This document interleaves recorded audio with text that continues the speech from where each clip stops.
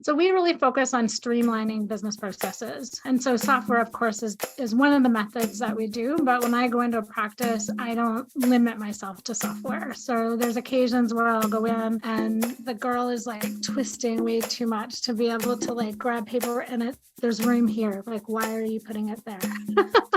And so, whether it's through the computer, which of course is where most of our efficiencies come through. But I'll also look at the environment that the practice is running in and see what we can do to streamline in every area. Welcome to Business Ninjas, brought to you by WriteForMe, where you'll hear from business leaders who are out there growing their business and slaying it every day. Learn from the masters. Let's get started.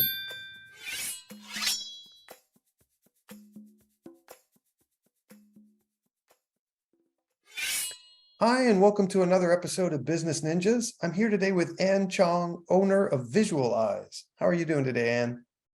Oh, pretty good. Excellent. Well, I appreciate you spending some time with us on Business Ninjas. Please tell us a little bit about yourself and a little bit about Visual Eyes.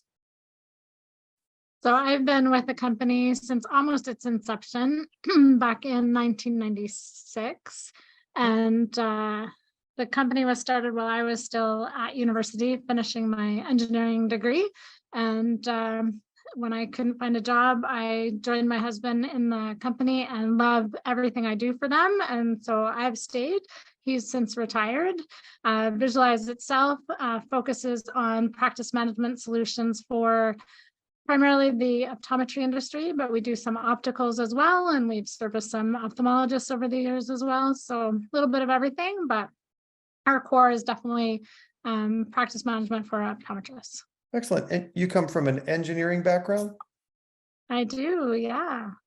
Not in the computer realm, but straight ahead, old school. No, yeah, I actually did a program called Engineering Science at the University of Toronto, and I actually specialized in the environmental option. So about the only thing I do that's environmentally related is making sure that we print less paper. There you go.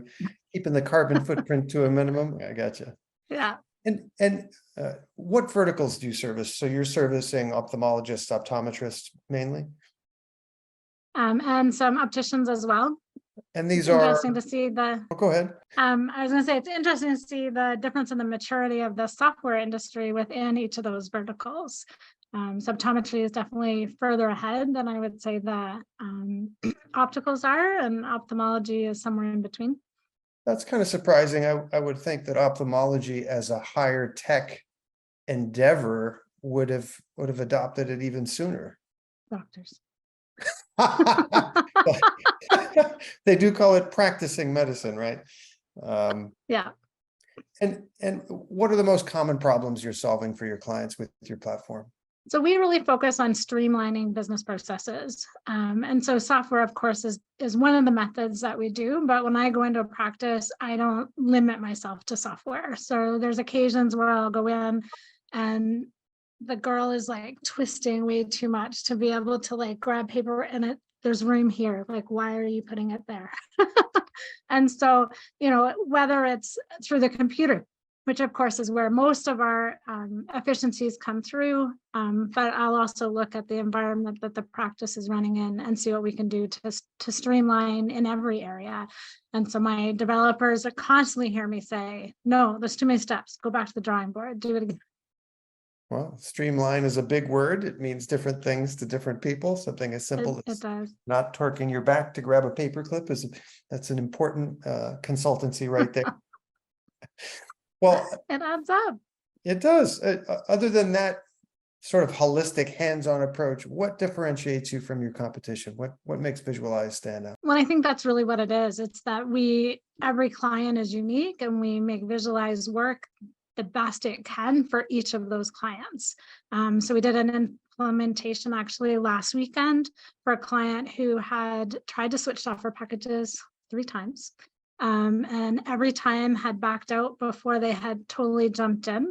And the biggest influencer for them was the fact that they had staff on site that knew what they were doing and were able to listen to what their particular struggles are and give them a solution that would meet their needs. Excellent. Well, you use the word staff on site, which sort of leads into my next question. I know that Canada's approach to COVID was pretty strict, stricter than most municipalities in the United States. Tell me about the challenges of sustaining your business in serving a hands-on industry through COVID.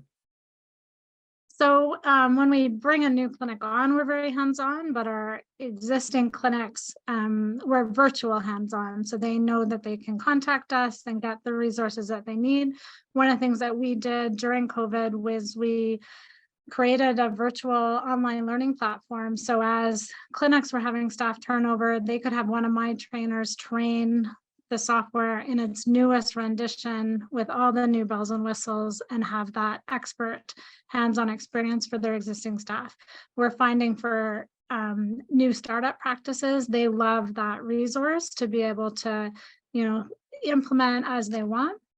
But the established clinics, boots on the ground works better every time. They have a better implementation experience, less issues out of the gate, and are more successful as a result.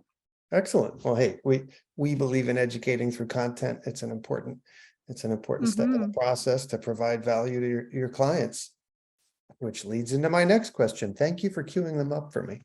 It's perfect. What role has content played in the growth of Visualize?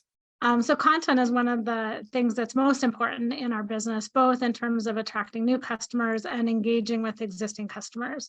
We're constantly adding new features, creating new best practices, and I have to have a way to be able to share that information with the community at large in both respects. So both in terms of establishing ourselves as experts for clinics that are looking to us to potentially help them in their journeys, but also so that our clinics are getting the most that they can from the software that they're already invested in.